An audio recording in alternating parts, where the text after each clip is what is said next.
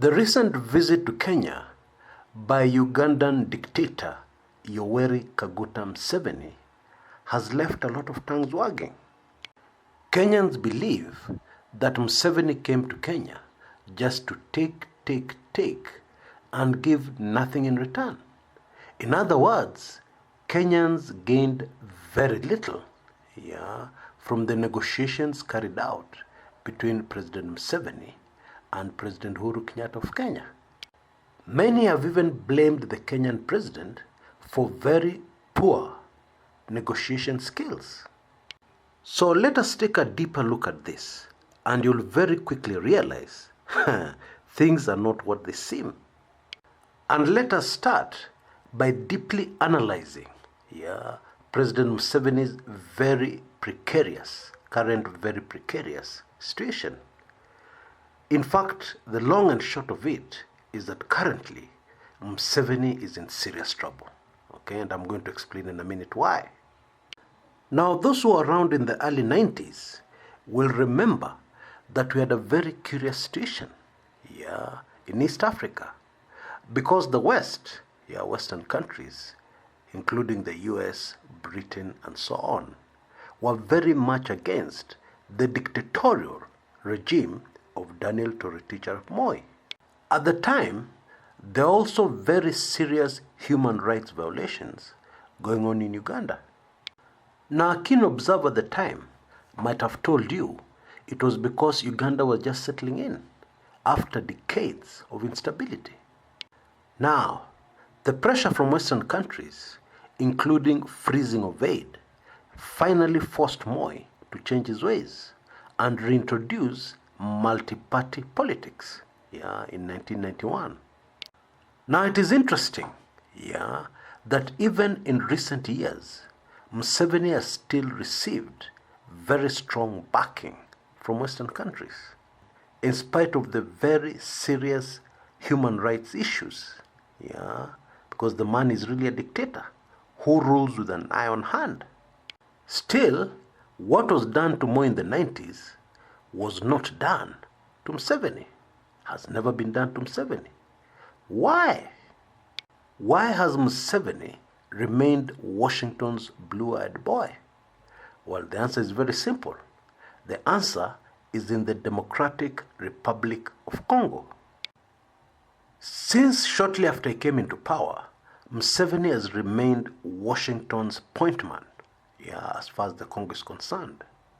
Now, one of the things that has been very consistent with American foreign policy is that when it comes to issues of national security, they'll bend over backwards. They'll ignore everything, just to keep their friend.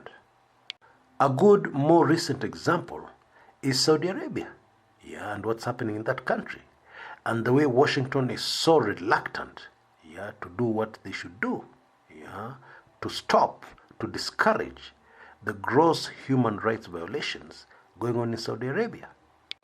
Now, why is the DRC so important to Washington? I think most of you already know. The DRC, Democratic Republic of Congo, has the world's highest reserves of a mineral called coltan, sometimes called tantalum. This is a critical metal in the manufacturing of computers and electronics in general. And that includes the electronics that goes into the manufacture of a nuke, a nuclear warhead. Now, there's something which has changed in recent times, which has put Museveni on the spot. And that is, Washington has shifted the position of the appointment for the DRC from Yoweri Museveni to another man called Paul Kagame, the president of Rwanda. Now, I'm trying to move very fast. President Kagame is as ruthless as Museveni, maybe even more so. However, in the eyes of many, including Washington, is a benevolent dictator. And what he has managed to achieve in Rwanda in such a short time has attracted the attention of the entire world. Rwanda is a tiny landlocked country, but there's no doubt on anybody's mind that the country is going places. and very fast at that. And so, despite the dictatorial ways of Kagame, is in the good books in Washington. And Washington is no longer interested in sustaining Museveni in power. More so because he has been in power way too long. Now, there are plenty of visible pointers to this fact. And although Washington has not directly pledged their support to a young man called Bobi Wine, it is no secret that Bobi Wine is receiving a lot of support from the United States. The fact that Museveni allowed him to leave Uganda to seek medical treatment abroad, credit for that has to go to pressure from the United States and nothing else. And apart from that, Bwana Bobi Wine had many options. He had many other places that have gone for treatment. But he chose the United States. In fact, I'm even going to be more blunt than that. If it weren't for the United States, pressure from the United States, Bobi Wine would not be alive today. Yeah, that's a fact. And I'll tell you something else. The recent squabbles between President Kagame of Rwanda and President Yoweri Museveni of Uganda may be due to a number of reasons. But I guarantee you, reason number one, the main cause, the root cause of all these problems, is the fact that Washington has shifted allegiance from Museveni to Kagame. Now, this is even more annoying to Museveni because Museveni groomed Kagame. Museveni for many years was Kagame's mentor. When Museveni was launching his national resistance movement, which started fighting its way into Uganda, his main right-hand man was Paul Kagame. They built up the movement together. And then later on, Uganda supported Kagame when he too invaded Rwanda with his National Patriotic Front, which brought an end to the bloodletting that was going on between the Hutus and the Tutsis in that country. And so if Museveni was Kenyan, he would probably have said something like this: sasa huyu mtu ambaye alikuwa mtu wangu wa mkono just the other day anajaribu kunionyesha nini? Translation: this boy was my right-hand man just the other day. What is he trying to show me? Now, about 3 weeks ago, I received information which I did not want to believe. I was told that there are indications, there are hints, there are pointers that suggest President Yoweri Museveni may be considering leaving power. And that is why I sat up suddenly and paid attention when during Museveni's visit to Kenya, he visited retired President Daniel Moi. Now, take careful note of the fact that when Moi was in power, his relation with Museveni was icy at best. They didn't have a good relationship. And there were countless confrontations during the Cold War between the two. In one very memorable incident, a man called Makto, the late Makto, went to Kampala to see Museveni. He was sent there by Moi. And the first thing Museveni did was to show Makto a check drawn to Kenya Commercial Bank. There's a Kenya Commercial Bank branch in Kampala, Uganda. And Museveni said that there were two gentlemen from Kenya who had arrived in Uganda with that check. And they were on an unspecified mission. And Makto inquired about the fate of the two gentlemen. President Museveni responded casually and said, "Oh, we took care of them." That means, that's code for meaning they were tortured to get as much information as possible from them as to what their mission and intentions in Uganda were. And then they were killed. So why would Museveni want to visit Moi? And he visited Moi at a rather sensitive time because Moi was on his way for a medical checkup at the Nairobi hospital, where he has been admitted and is currently undergoing a medical checkup. And so their meeting took place at Kabarnet Gardens, off Gong Road. This is the official residence of Moi in Nairobi. Originally, Kabarnet Gardens was owned by the government, and it was the official residence of the Vice President of the Republic of Kenya in those days. But when Moi took over power, he retained it. He continued using the place. He used to live there. Indeed, Moi never slept at State House Nairobi. He always used to sleep at Kabarnet Gardens during his entire 24-year rule, whenever he's in Nairobi. And when Moi left power, it was supposed to revert back to the government of Kenya.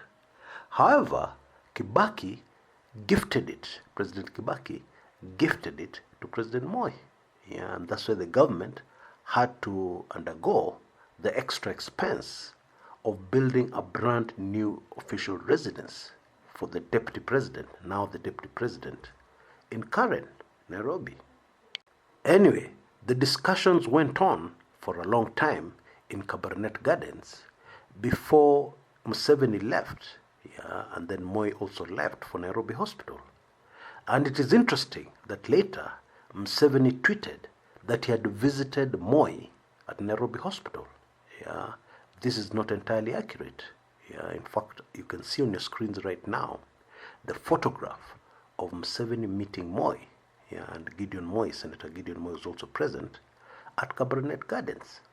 And so the big question has to be, what were they discussing? These people were previously sworn enemies. These people who previously, the best that ever happened between them was a cold, icy relationship. Now I shall give you the shocking answer immediately after the brief upcoming break. Don't go away.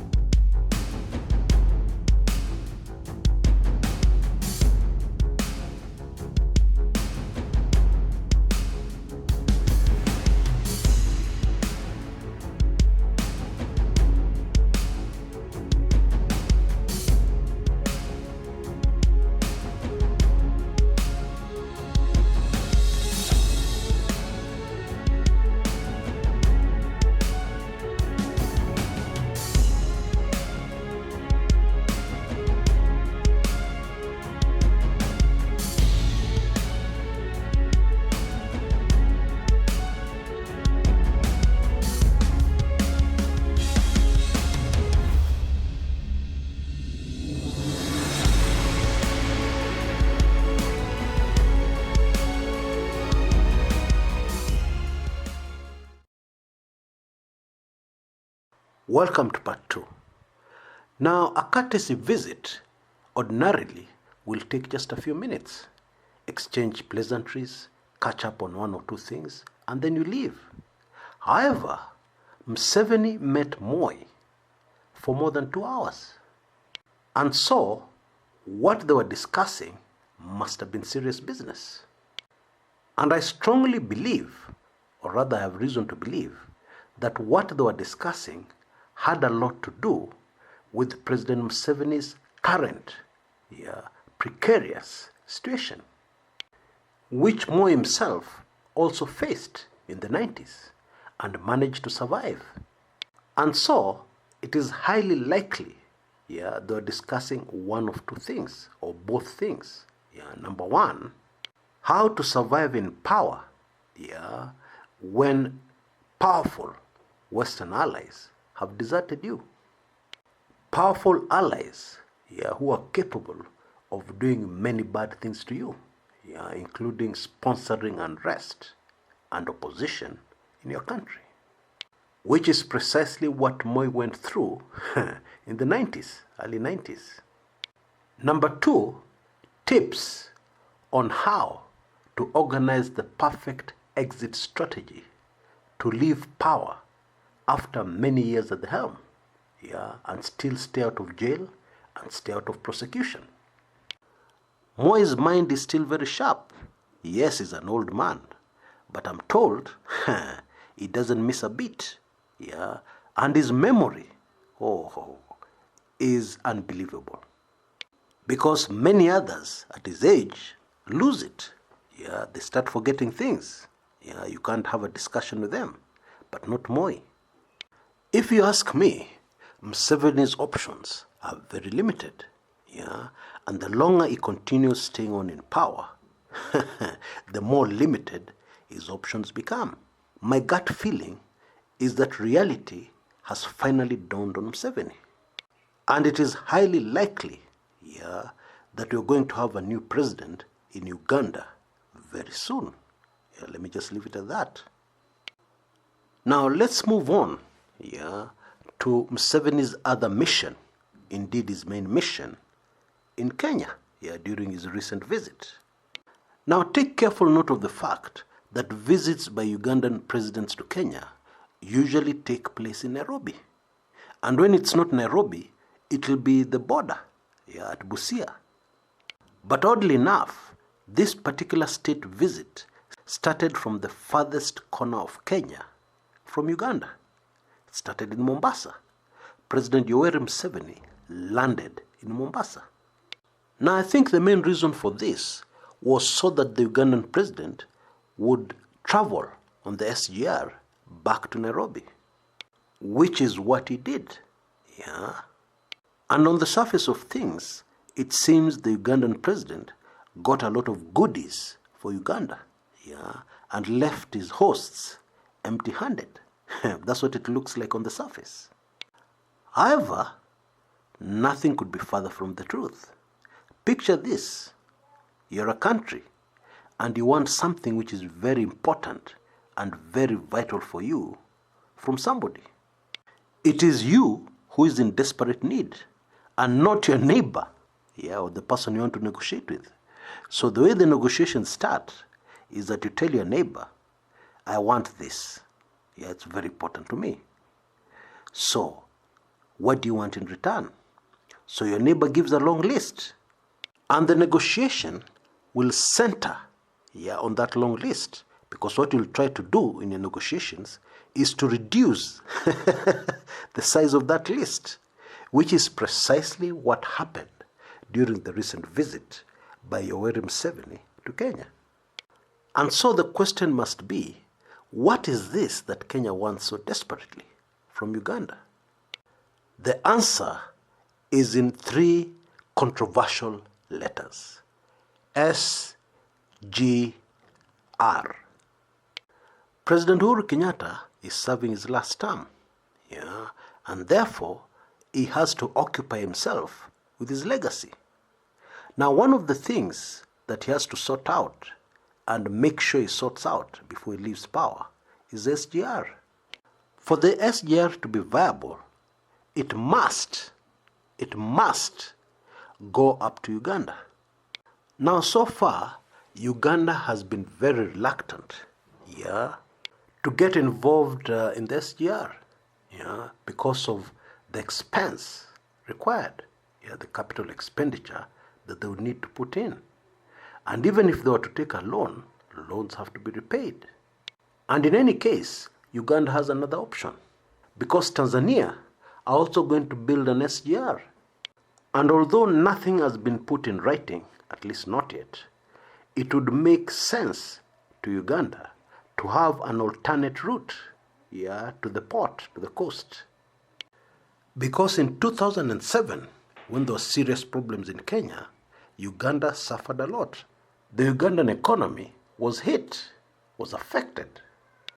And all indications so far are that Uganda are warming up, to considering alternate routes to get things into their country from the port and to get things out of their country through a port.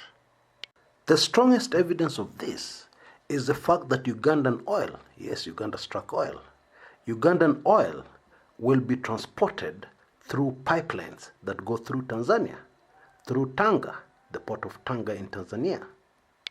So now it should be a lot clearer to you why the SGR and Uganda are so important to Kenya just now. And so, although we have been told, that parties from both countries are going to get together, and discuss this SGR thing, you can be sure the deal has already been done. Now, there's something else important that we need to take note of. The Ugandan president has always been a very close ally to Deputy President William Samoei Ruto. The two really bonded during the ICC crisis, when Ruto was crafting his plans to form the Jubilee coalition in the run-up to the 2013 elections that saw him become deputy president, the coalition between Ruto's URP and Uhuru Kenyatta's TNA. Yoweri Museveni played a very key role.